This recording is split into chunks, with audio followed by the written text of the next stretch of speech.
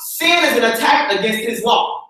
Therefore, this attack must be acknowledged and punished. Now, addressing the attack is likened to affirming it. So if he doesn't address it, that's almost synonymous with him saying it's cool. Because the more negative behaviors that go unaddressed, the more likely the behaviors are going to what? Reoccur. So I got to tell y'all about an eye-opening experience that I had Friday with your daughter. So she got this way of fussing and whining when I use a key word. Can anybody guess what that word is? Instead of making this fuss? No. Even when I fix my mouth. Yeah, you feel me? I'm like, they didn't even say it. Even when I'm not saying it in response to something that she wants, I'm saying, baby, I know that you, I'm K-N-O-W, that's the wrong no you crying. Still crying, still whining. There's this automatic response to this word, no. And this illumination that came to me Friday said, dude, you gotta address that. Because if you don't address this behavior, Damien, it's likened to you saying that it's right and or that it's okay. That's true. That if she keeps whining and she keeps fussing and keeps kicking, and my daughter isn't a little girl, like when she kicks, it hurts.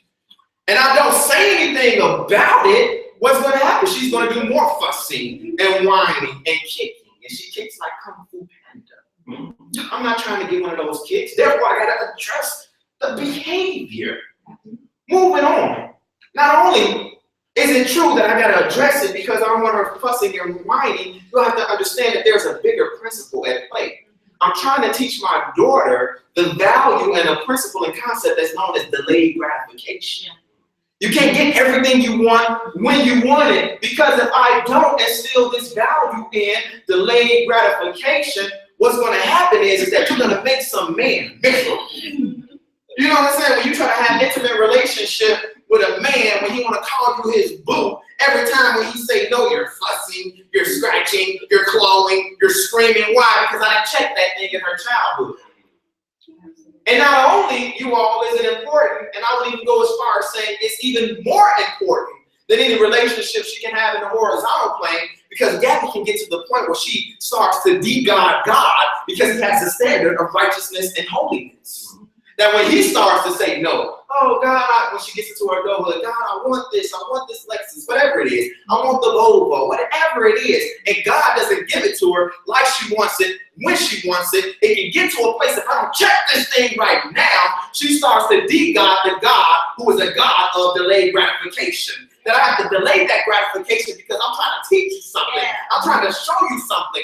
I'm trying to build more of my character in you. And if I say yes to everything that you want from me, even if it's not in my will, guess what? I wouldn't be God, because I know every yes isn't a yes that's going to be for your good. Yes. So sometimes I have to say no because I'm trying to teach you a greater principle. Therefore, I got to shut it down right now because I don't want her to struggle with the God who says no when she grows into adulthood.